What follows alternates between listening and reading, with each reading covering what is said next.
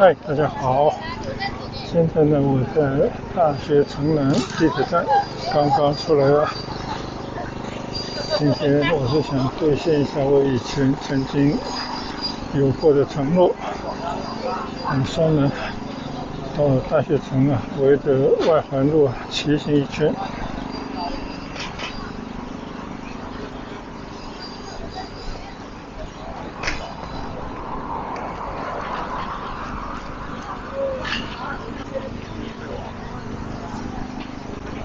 好，现在呢，我从大学城南车站边上这条马路出发，开始我在大学城环岛骑行。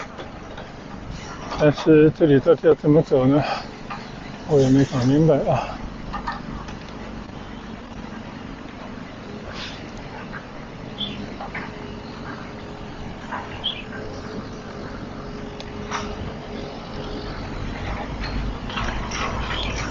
好，我们先随意的围着这条马路转转啊。这条叫大学城中心南大街。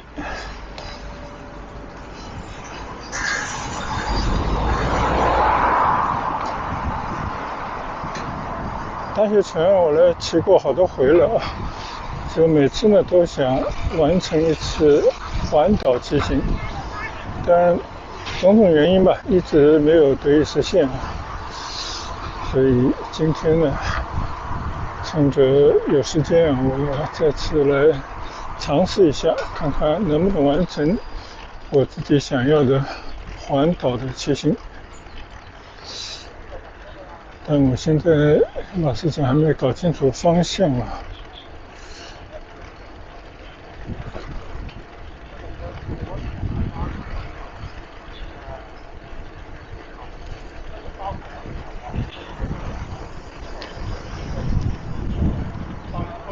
这边只看到中环路，还没有看到外环路啊。相信呢，外环路还应该在外面一条吧。不过也无妨啊，我们随意的，只要在大学城里面啊，从这边出发，最后呢又能够回到大学城南车站，那也差不多就是一个圈了。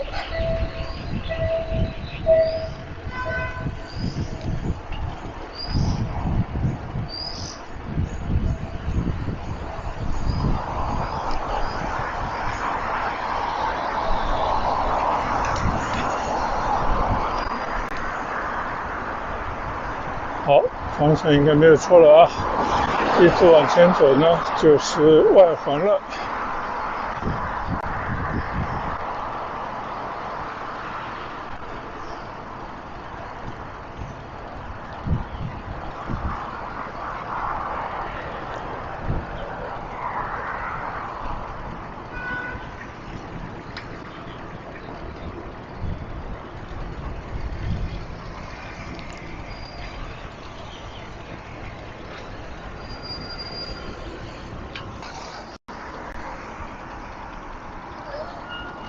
好，现在呢，我骑过大学城中环西路，向着外环路方向骑行。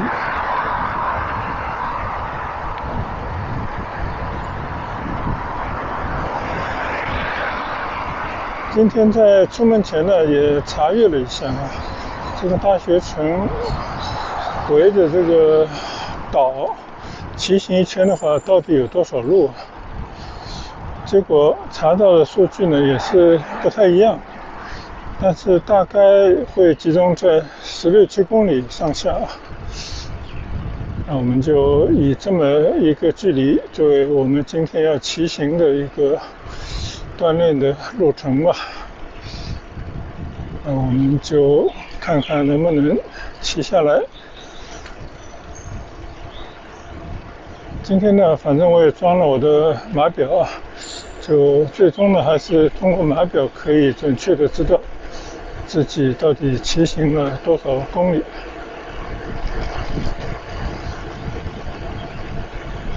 大学城南这个车站呢，是7号线和4号线交汇的一个车站，上次应该也来过，但是每次来的出口不一样。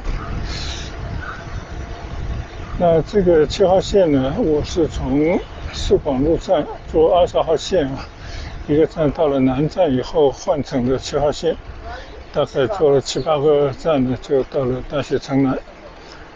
大学城呢，还有一个大学城的车站，这个车站呢稍微偏北一点，它是4号线的一个车站。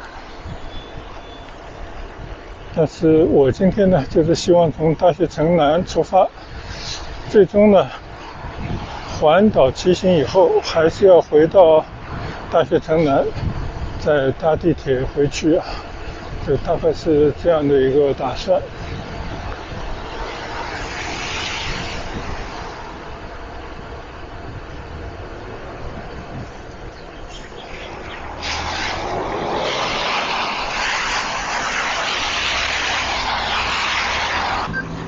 我现在呢已经来到了大学城外环东路上了，我对面是岭南印象园的东门。我原来记得岭南印象园这个门应该不在这里的，可能是为了建隧道吧，他现在把这个门重新挪了一个地方。好了，那么现在呢，我就在大学城的外环东路上，就围着这个外环路呢一直骑，它就是一个圈。当然路途有点长啊，我们就且行且聊，但更多的时间呢是交给大家来看看风景。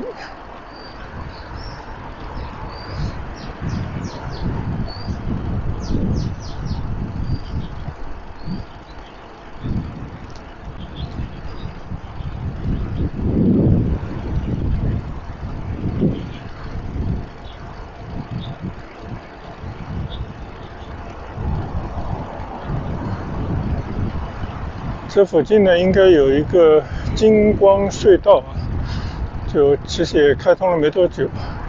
我上次专门还开车来走了一下，就是大学城和新造之间呢，以前只有摆渡，但现在呢就通过这个隧道，汽车呢就可以免费通行。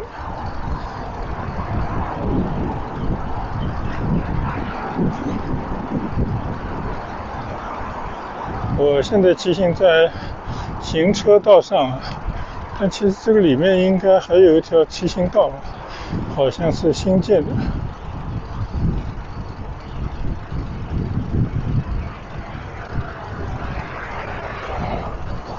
这一路上呢会经过很多的大学，我看看啊，我的左侧是华南理工大学。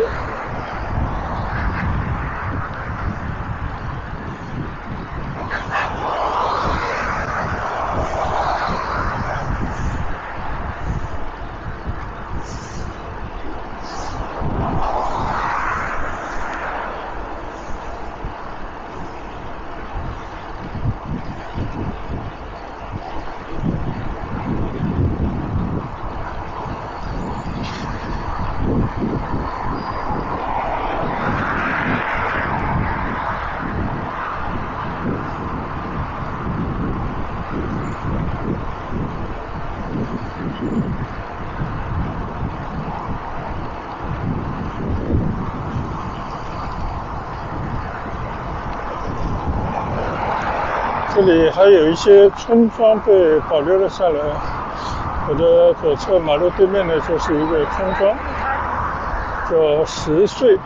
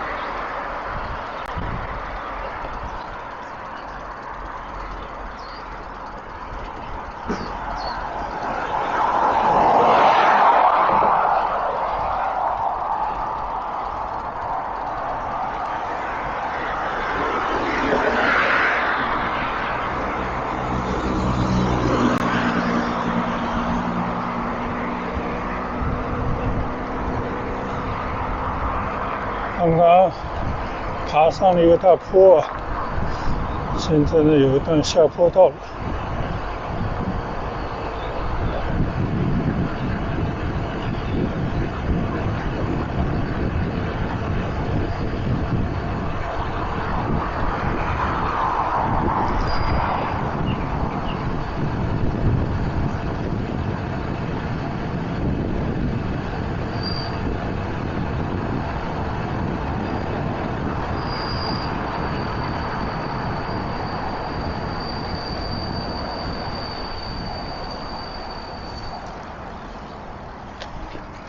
其实这个里面呢也是有骑行道的啊，我们还是到里面来骑行比较安全一些。这边呢右侧外面就是一条河，说不定哪地方可以看看河景。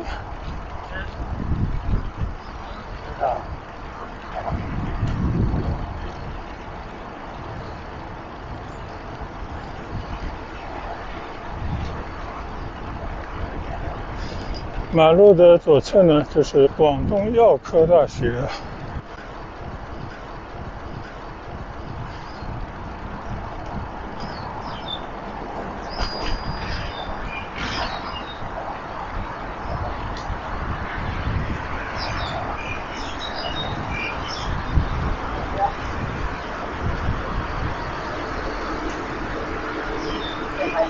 好，你睇我做。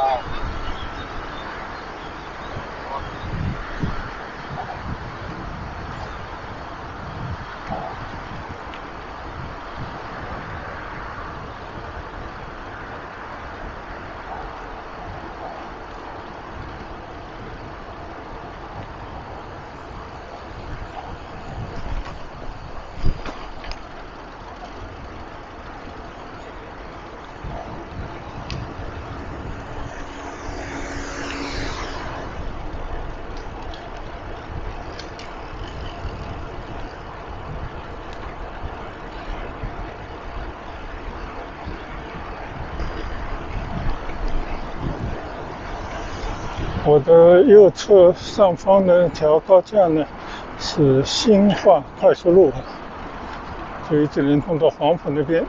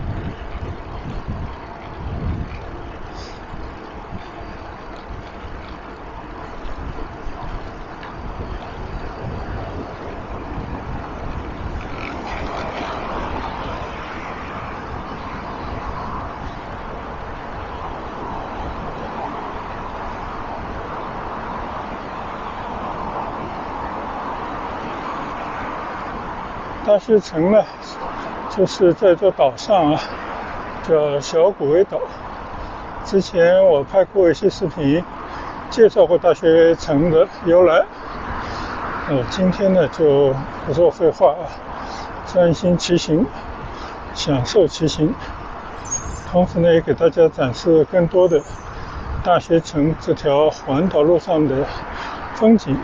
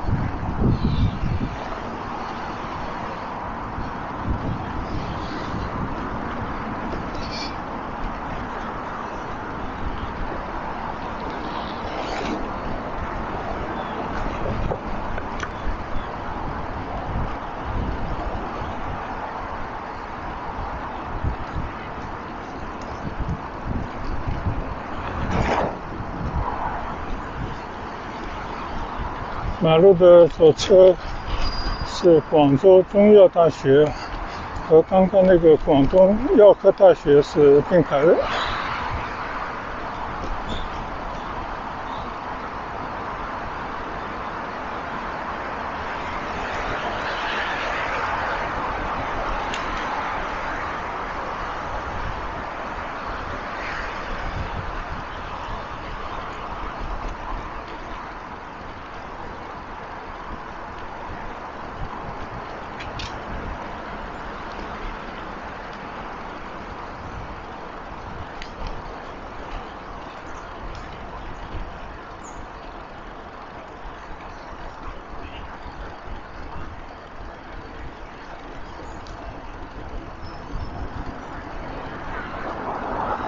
通过右侧这座桥呢，就去到常州岛啊，就可以去到黄埔军校。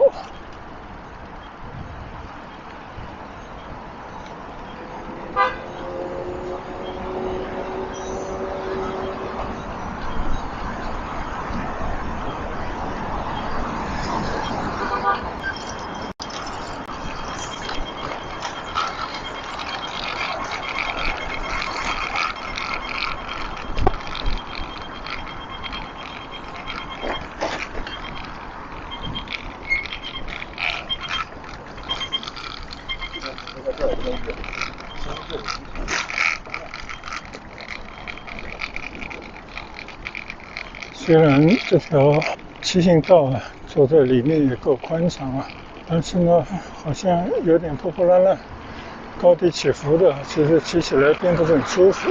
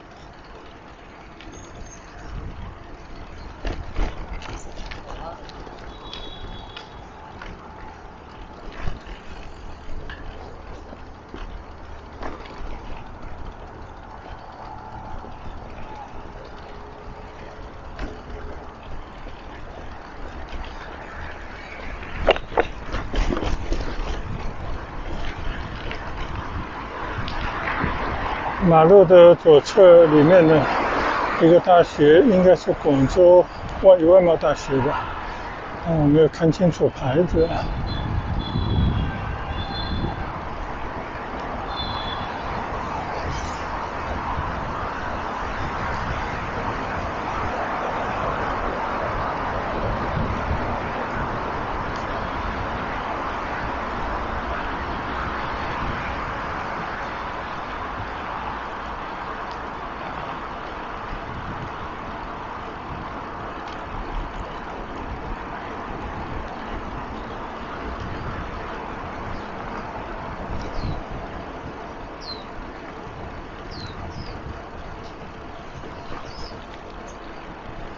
正如大家看到的，我骑行的这条骑行道已经做过很多的这些维修，或者呢，以前没想到的一些设施要重入，新埋入到地下。最后呢，就是一个补丁接着一个补丁，坑坑洼洼，而且原来铺成的这种漆呢，颜色几乎已经掉完了，看上去有一些陈旧不堪的感觉。所以很多这些当时新的完成的时候那些工程呢，看上去都很漂亮了，但过了一段时间如果没有好好的维修呢，就一塌糊涂。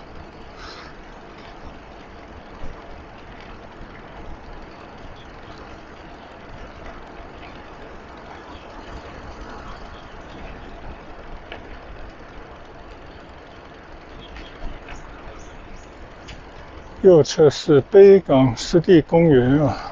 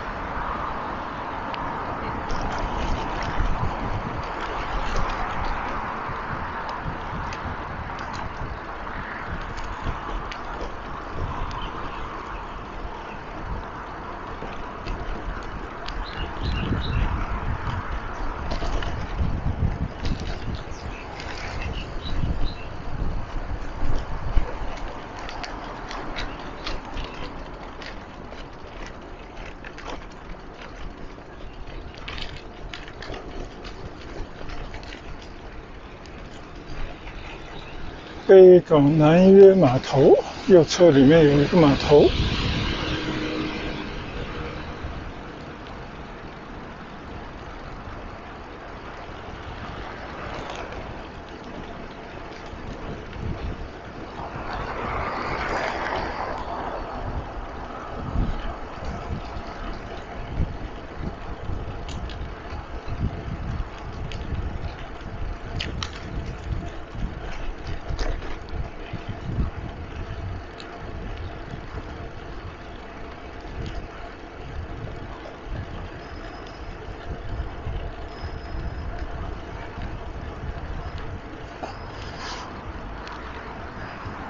马路左侧呢是中山国立大学啊，应该叫国立中山大学，那个巨大的地标性的牌坊啊，在广州市区的本校也有。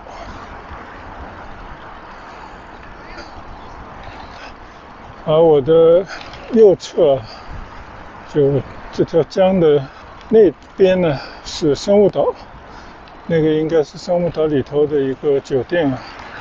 那曾经也在生物岛上面去环岛骑行过，大概6-7公里这个样子。就大学城和生物岛呢，中间是有一个可以走路的步道相连的，还有可以走车的一条便桥，去到小洲村呢。以前呢，我们都有去过。今天呢，我们就纯粹为了大学城的这条外环道路的骑行而来。那我们就继续顺着这条道路呢向前骑行。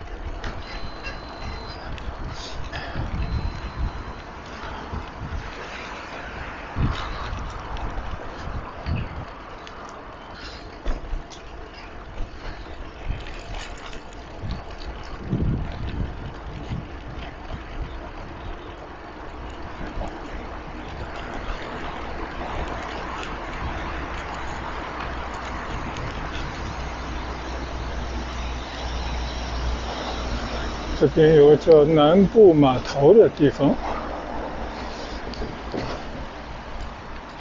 我们到里面去转一圈吧。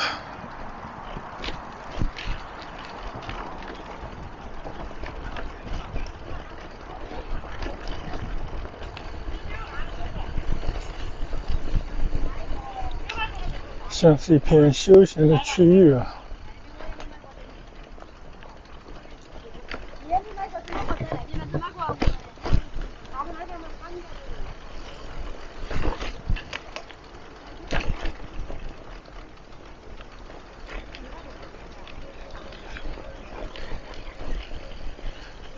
我说的生物岛上的那座酒店大楼呢，就是我现在眼前的这座大楼了，造型还是非常的漂亮啊。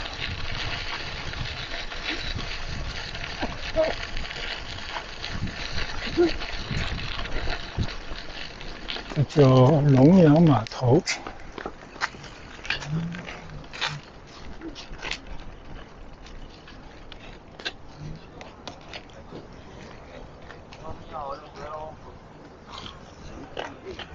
这里我们可以欣赏一下对面的生物岛。这要是水边呢，总有人在里面钓鱼。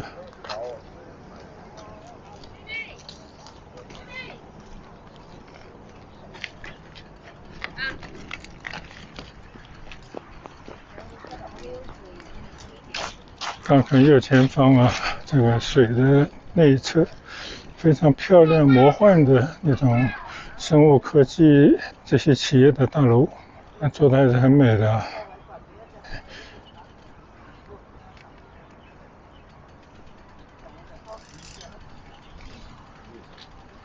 这边应该无路可去了，我们只能走回头路了。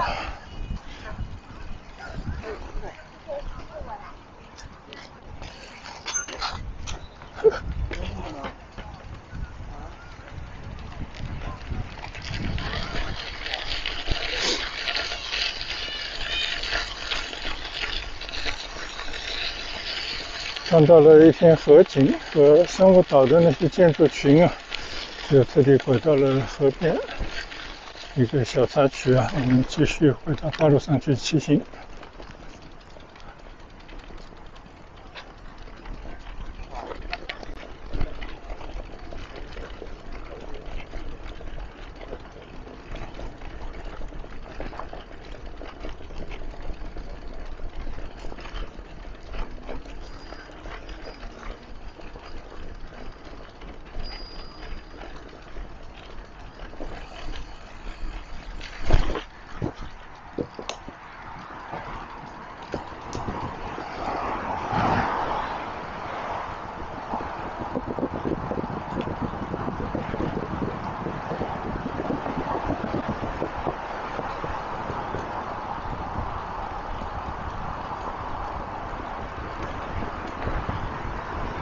在一条小的林荫小道上面骑的。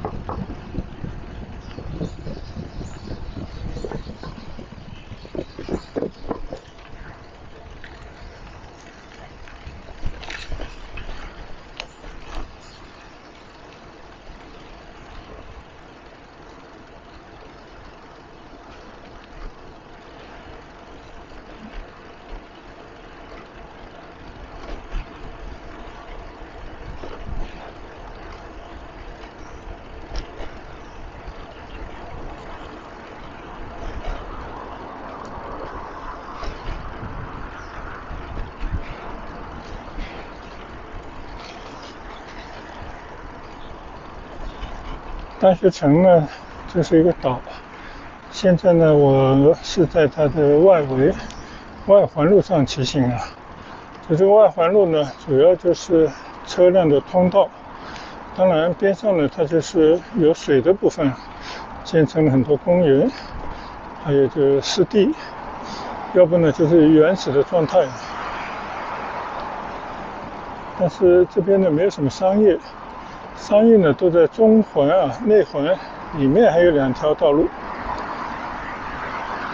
所以在这边骑行呢，就是一个孤勇者，孤独的骑行。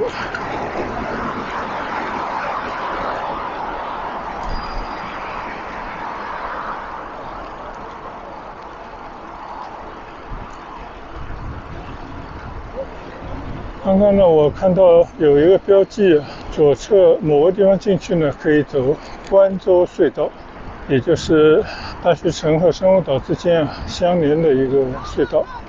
因为在生物岛上面呢，有一个4号线的车站，它的名字就叫关州，所以我的理解呢，生物岛以前可能就叫关州岛吧。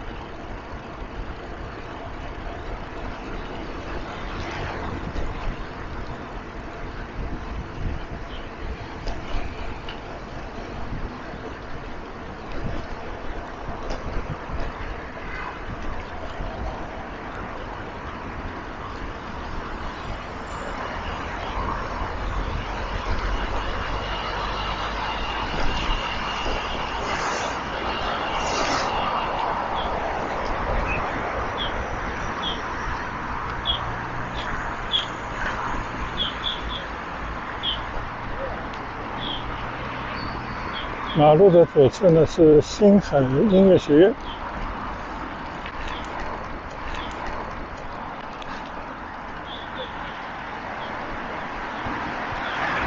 马路这边呢有一个停车场啊，就看来大家可以把车停到这边，随意的逛逛的地方。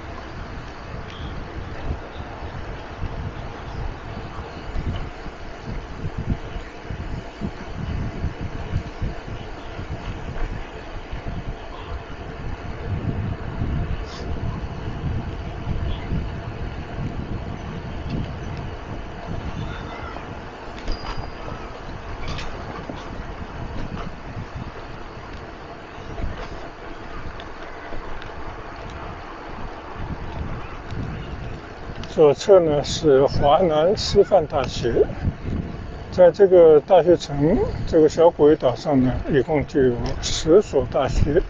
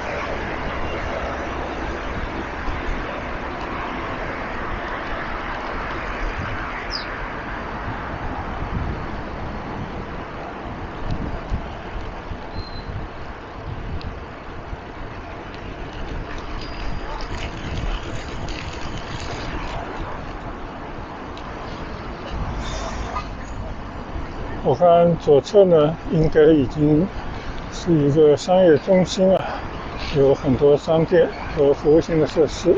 那我就想着这边呢，已经到了出大学城的一条马路啊，也是连通海珠区的一条便桥。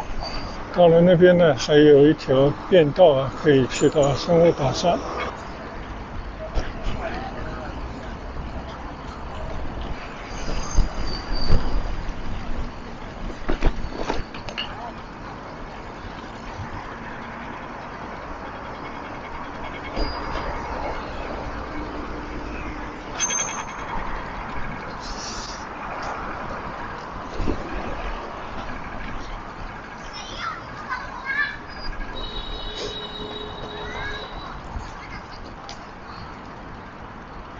我看了一下我的码表啊，显示我已经骑了10来公里了。那么也就是说呢，我相信啊，我已经骑了超过一半的距离了啊。这边呢，其实还是挺好玩的一个大家休闲的地方，扎了好多的帐篷啊。看有没有路啊，我想过到里面去看一看，大家都在搞些什么样的活动啊。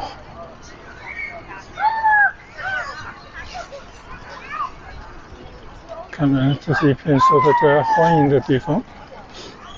你看啊，有些人是开着车来，带着装备啊，带着这些帐篷、自己的干粮、吃的喝的啊，屋上还有放风筝。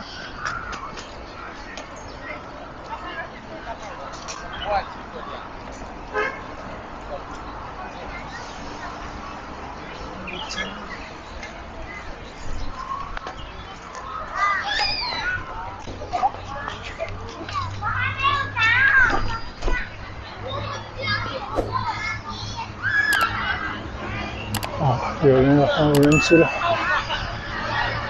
这个塑料的。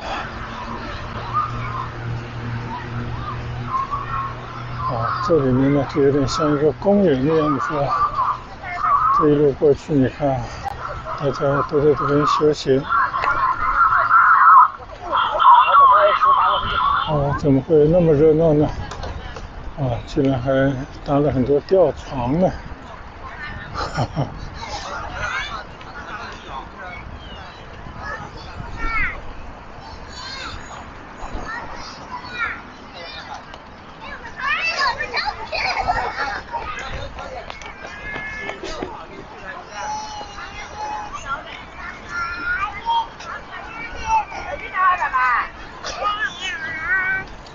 近距离的打量一下老百姓们在一片绿地、河边就搭帐篷、野炊啊，搞各种亲子活动，我觉得还是挺好的。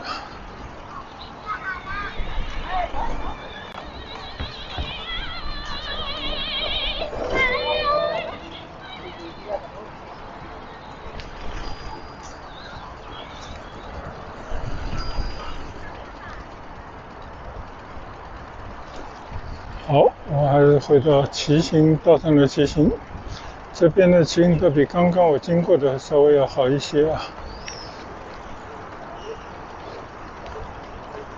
现在经过南沙港快线的桥底下。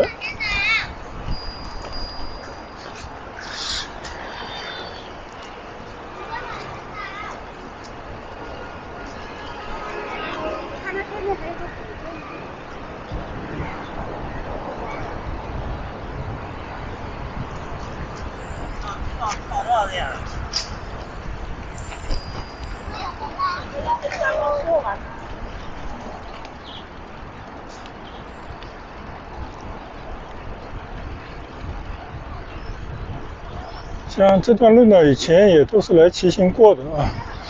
就是大学岛上呢，我分段骑行过好几回。这不是那个。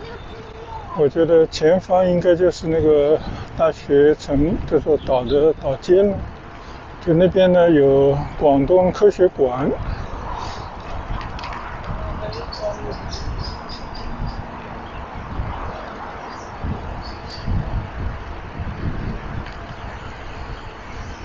同样的，这个右侧里面呢也是大片的帐篷，有很多老百姓自发的在这边搭帐篷玩。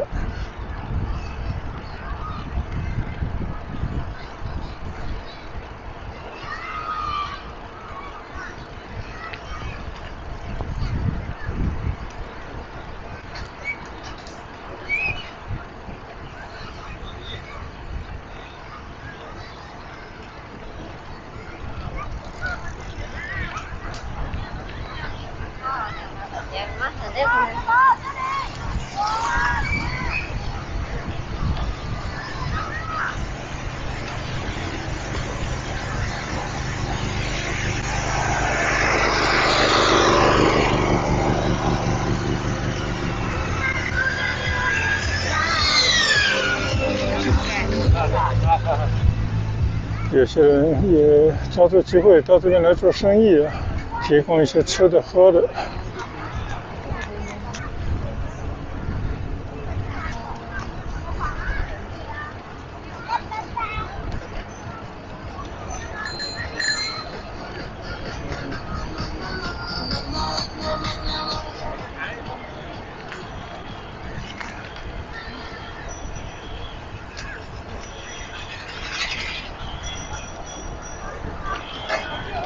小心！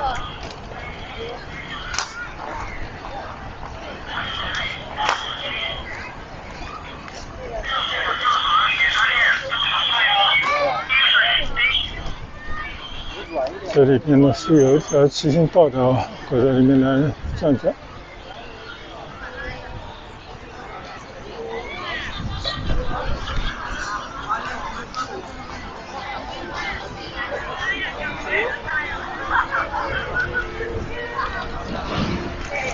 應該會咁咧。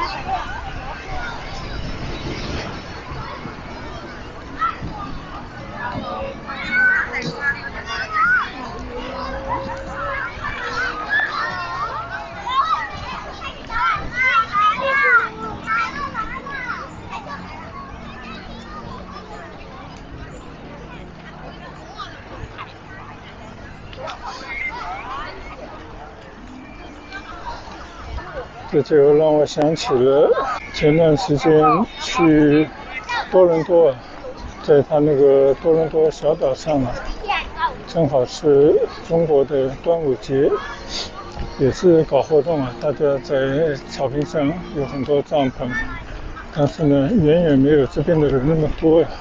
但那次呢，也是非常难忘的经历。就是中国文化呢，在北美那边已经生根发芽。因为下龙舟的人呢，很多都不是华人面孔啊，都是当地人的面孔。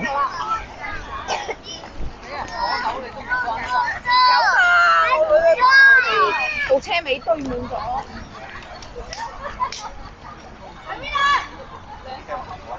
看看大家怡然自得的这种休闲的方式，我觉得也是相当不错的啊。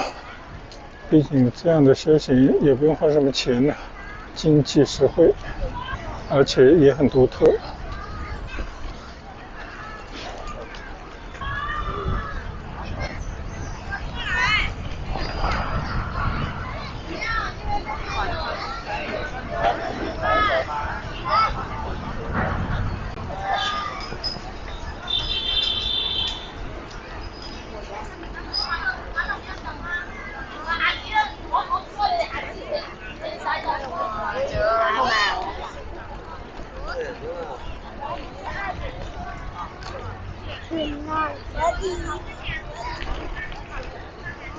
只是呢，令人担心的就是啊，这些人走了以后可能会留下不少垃圾，那保洁人员呢就辛苦了啊。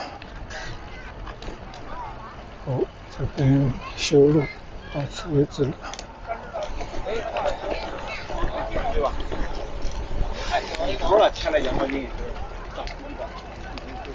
好了，我们再次回到骑行道上来骑行。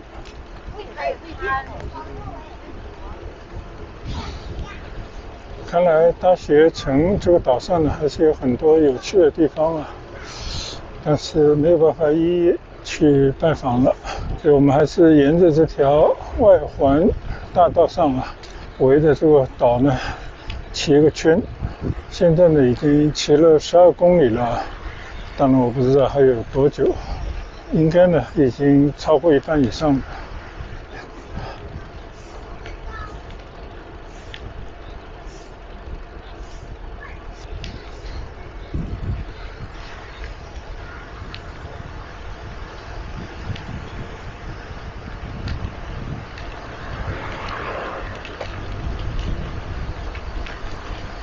哦，这边到头了，不让去了。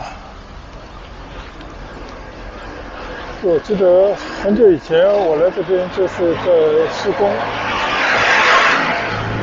看来有一个大工程呢，到现在也没有结束。我想象的那个工程应该是连接洛西岛到大学城这个岛的一条隧道吧。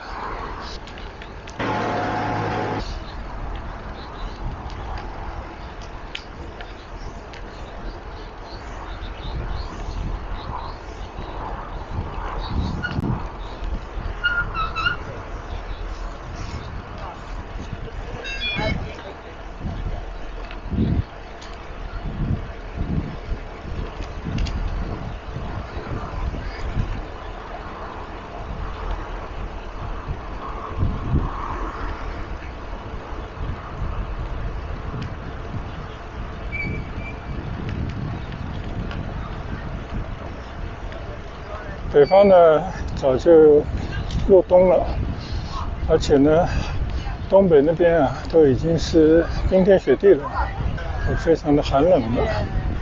但是你看南国广州今天的气温应该是28度左右，完全跟夏天一样，但比夏天要舒服，就是你骑车走路一般不怎么会出汗。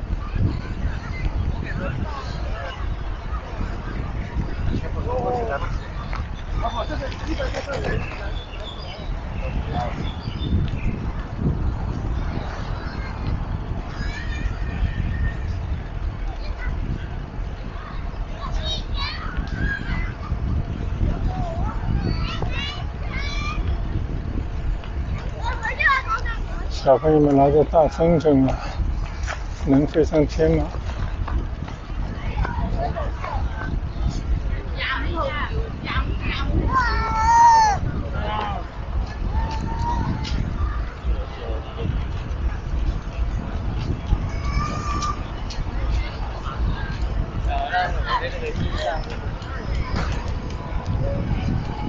原本以为呢，就是围着这条外环路上啊，孤独的骑行一圈，没想到这个地方人声鼎沸啊，非常的热闹。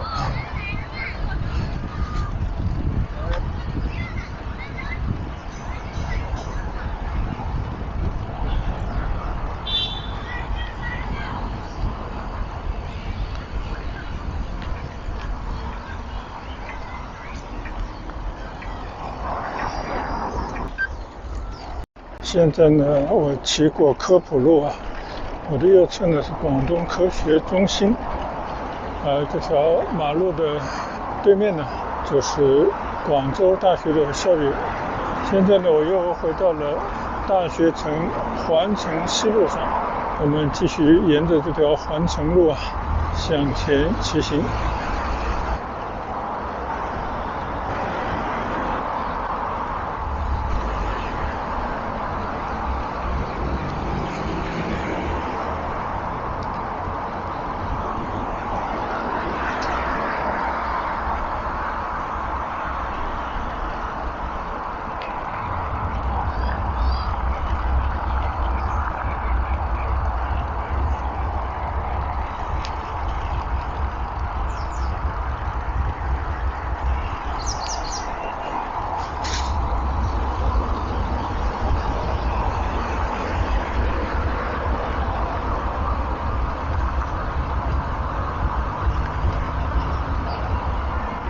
右侧呢就是广东科学中心，其实就是让小孩们了解科学、学习科学与游乐于科学地方。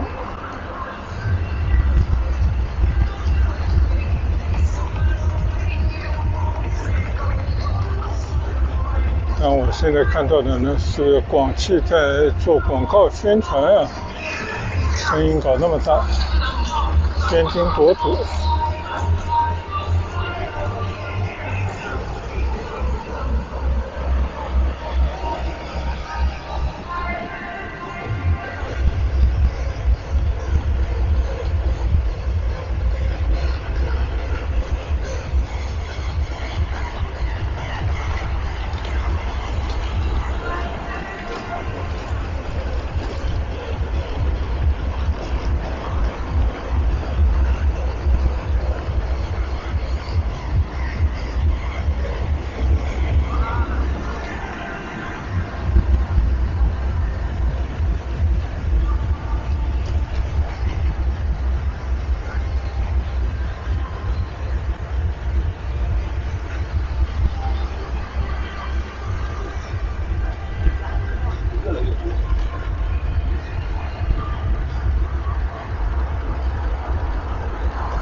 今天呢，你看啊，大家就把车随意的停在马路上了，可能是因为休息天的关系吧，就警察也默认了这种行为，因为实在是没有那么多的地方供大家停车。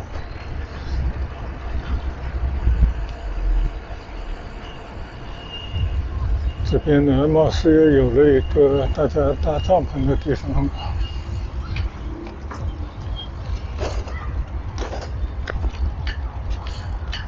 既然来了，我们也去转转吧。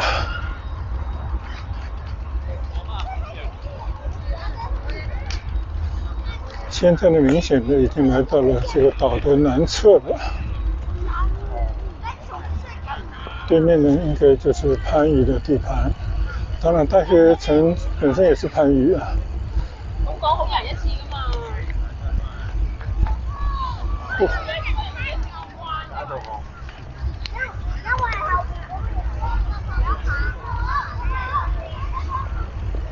你好，我到你的定位位置了。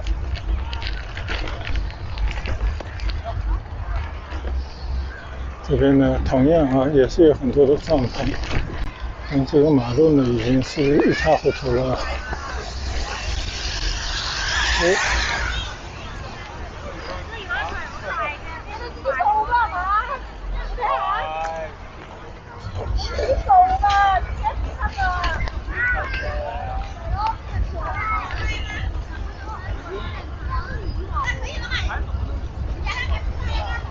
总之，到了休息天呢，大家也是想尽各种办法娱乐一下。现在与其带着孩子家人去市中心高级的餐馆吃一餐呢，真的还不如到这边大家就这样的放松休闲一下，来得更加经济。可能对孩子来讲，这样可能更有意义吧。妈妈，他在这里玩，你看的对不对？好危险啊！我上去。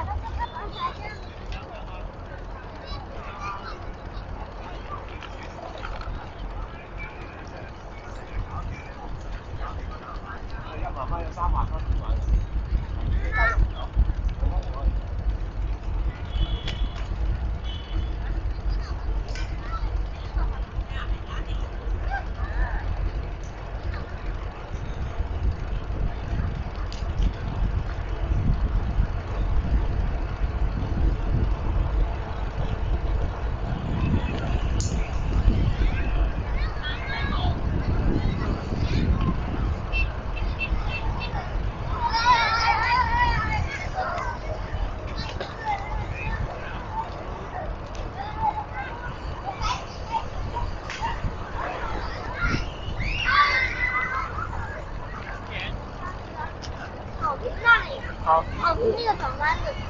不要等小路啊，多跑几步。好，你小心不要把车撞了哈。感觉这边江面还比较开阔一些。对面那个桥呢，就是南沙港快速的这座桥。这个河里有很多的运送各种物资的这种货轮。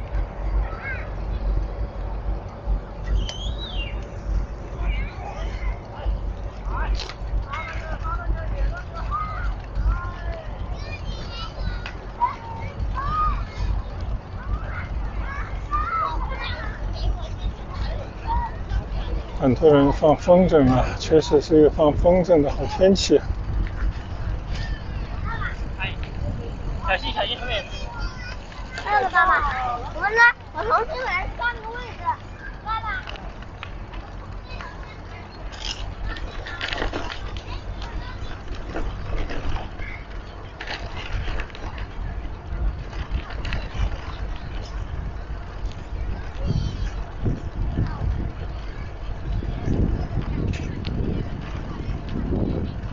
这让我又想起了在伯纳比尔弗雷泽河畔的绿道上骑行的感觉了。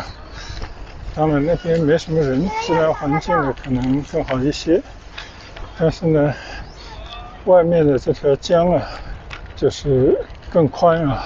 对，你看这个像一个湖一样，那么宽敞。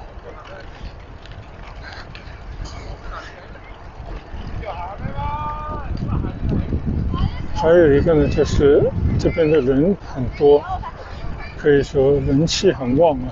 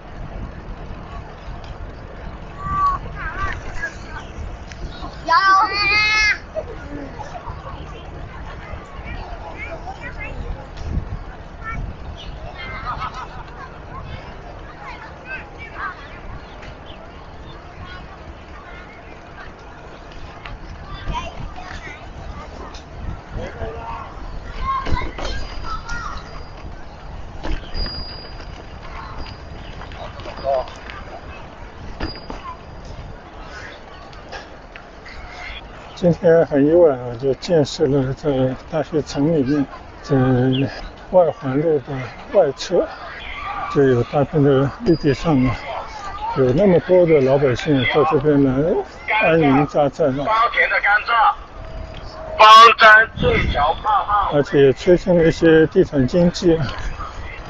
就光怎么说呢，这也是意外的一个收获。因为我觉得环境再美呢，也没有人重要啊。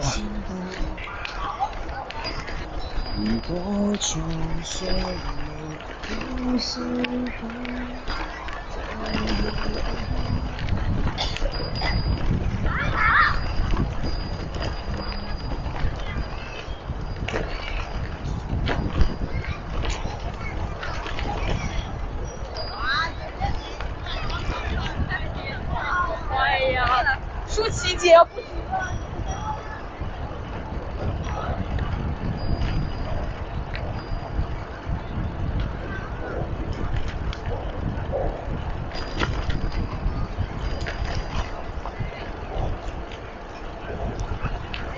现在呢，再次在南沙港快速路这个桥下经过，我已经骑了15公里了，按理说应该接近尾声了吧。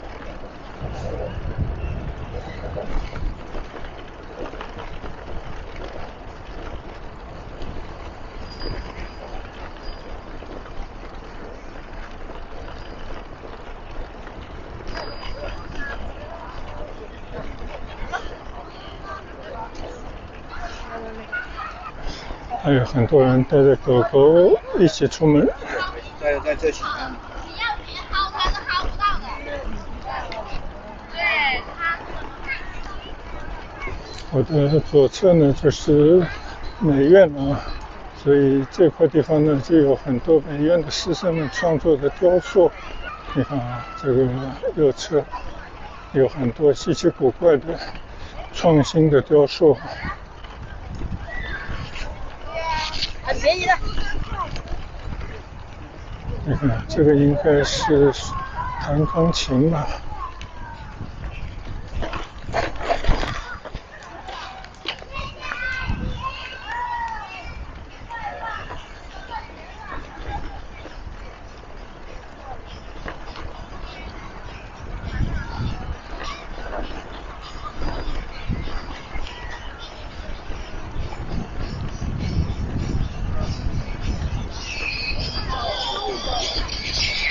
今天有人我还担心啊，就是一个人孤零零的在这个外环路上骑行，一个是骑行者没有什么太大的意义啊，另外一个呢就是没有人嘛，这个空空荡荡，谁知道今天一路都是人。麻烦你可以帮我讲，你可以给我讲讲。你看看有多少人在这边搞活动。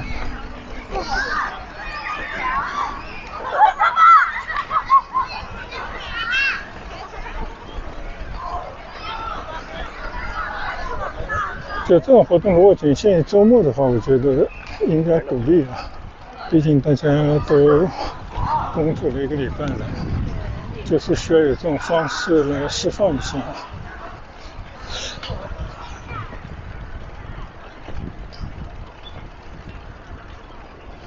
这边大家可以看到有很多的雕塑，还是挺不错的。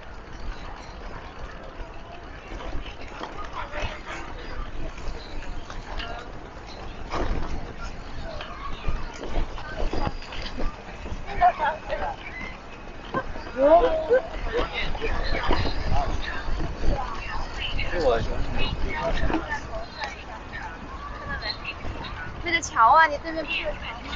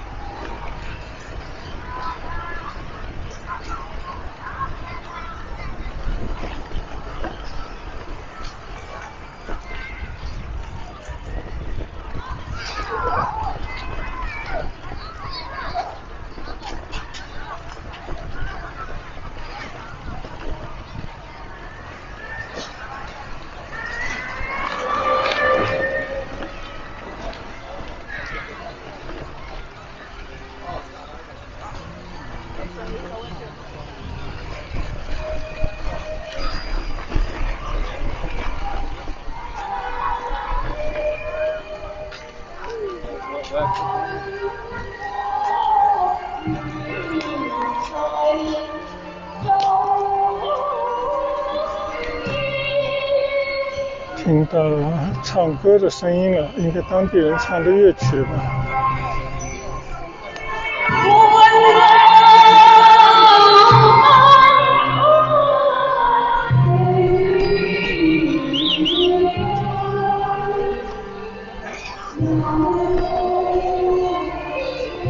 这应该是当地人的一个池塘群吧，很不错的地方啊。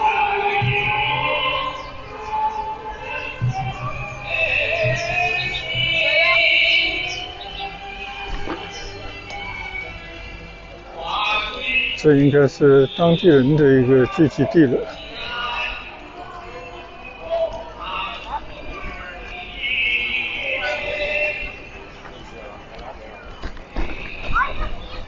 就跟村头的一个公园差不多的，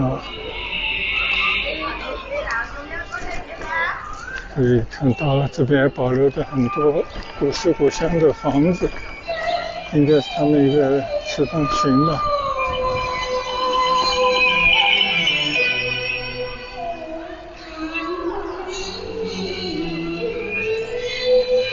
关氏宗祠，这边应该是姓关姓人家的一个祖宗的祠堂，这还是相当不错的。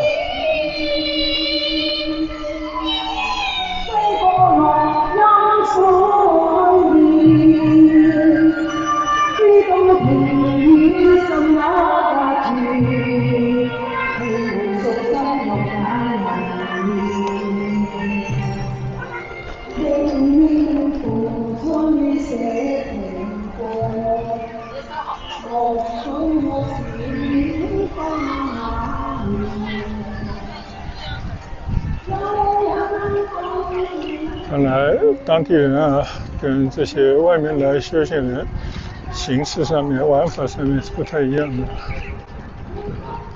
哦，对面呢有个自然村落叫南亭。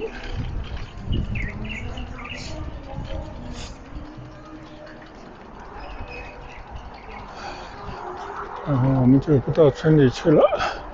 岭南印象园路口还有1.5公里，这大概就是我刚刚出发的地方了。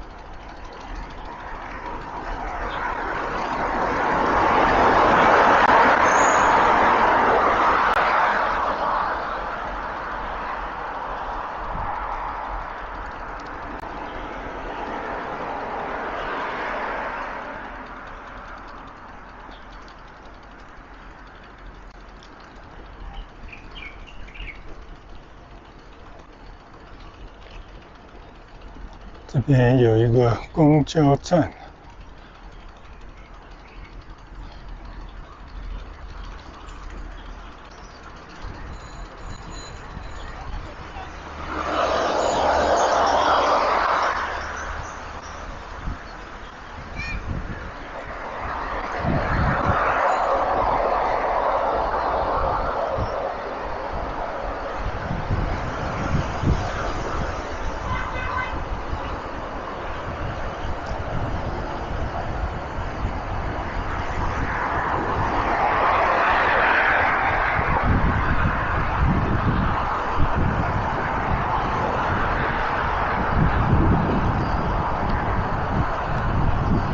边呢又回到了大学城外环西路上，刚刚就是从前面那个地方开始我环大学城的骑行，现在呢已经回到了我刚刚出发地方了。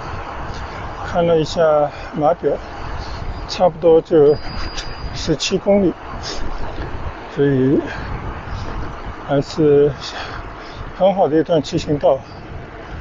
虽然有些地方呢有些坑坑洼洼，但是呢也因此到江边啊这些绿地上看见人家搭的很多的帐篷，看到各种亲子活动和各种朋友之间的大家的休闲的活动啊，我觉得还是相当不错的。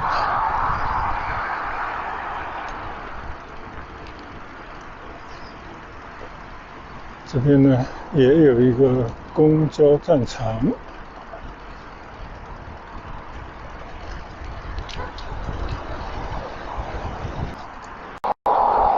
好，一块电池已经用尽了，换了一块电池，我们继续把最后一段路骑完。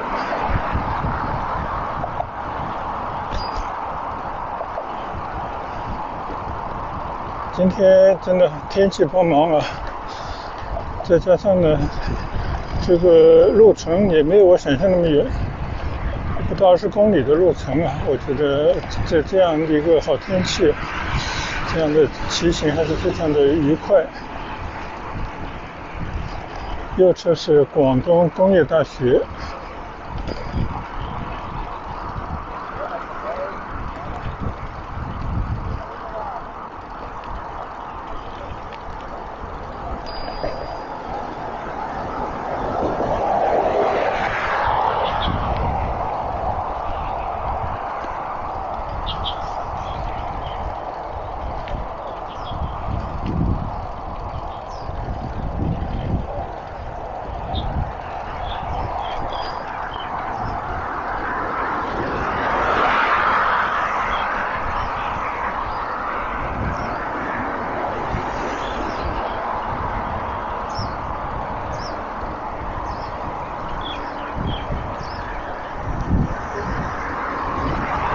现在呢又是一段爬坡路，这个岛上还是有很多坡地，上上下下已经好几回了。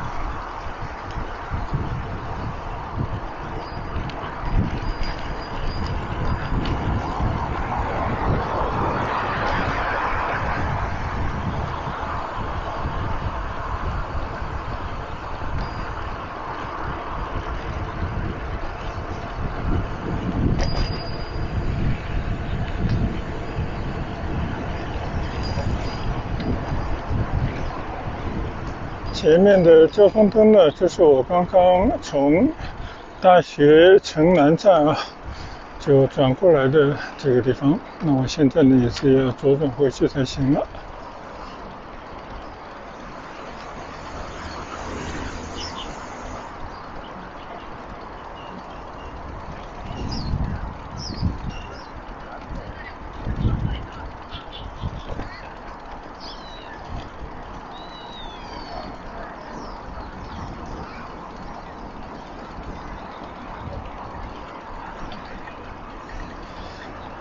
这边呢，同时也是岭南印象园的北门呢。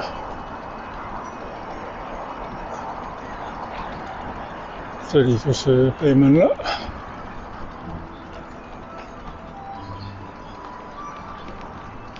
我这都有对啊，我这是看过来的。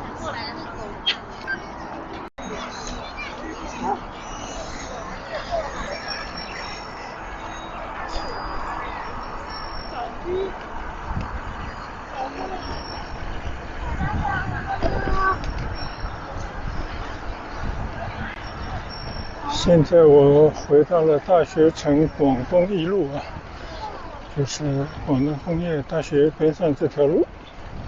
现在我要去找大学城南车站啊，在那边呢就可以搭地铁回去了。所以今天整体的行程还是如我所料，也如我所愿啊，而且还有一些意外的惊喜，就是看到了那么多的人在这种空旷的草坪上休闲的情景，这还是非常震撼啊！一个是哪里来的那么多人，另外一个的是大家好像都知道有这么一个地方可以用这样的方式非常经济，但是也很开心的度过一天或者一个下午的时间。那我觉得这就是生活，我们也是要彼此参照，相互的了解，在这种过程当中呢，就彼此可以学习到大家对生活的各种追求，还有很多好的办法、心得。我觉得这个是一个挺不错的收获。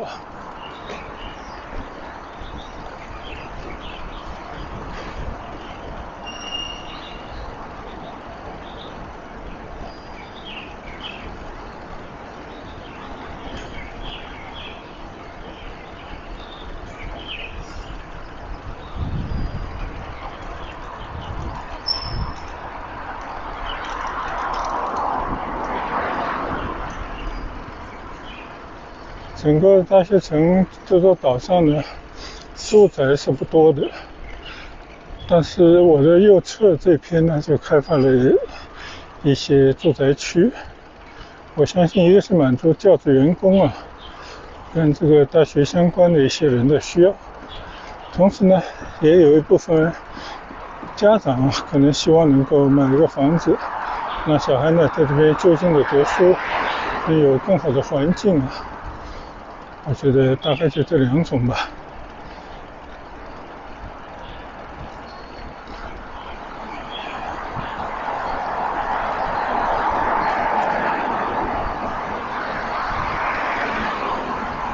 我已经看到了地铁的标志了。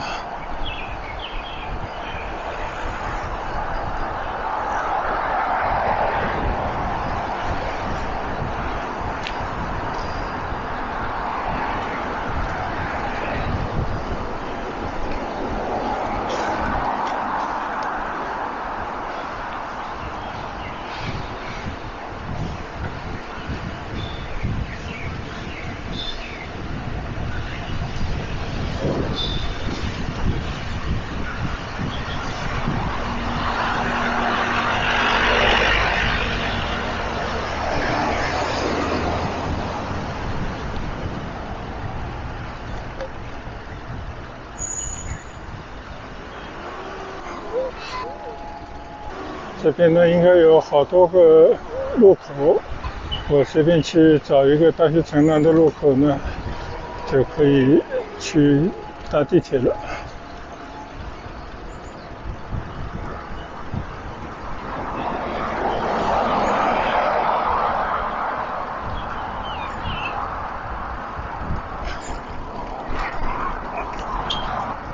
好，我已经看到了，前面就有一个地铁站的路口。那今天呢，我在大学城的骑行全部结束也完成了我的承诺的外环路骑行的这样的一个想法那么在这边呢，就全部结束。谢谢大家的跟随和观赏，下一次重新再见。拜拜。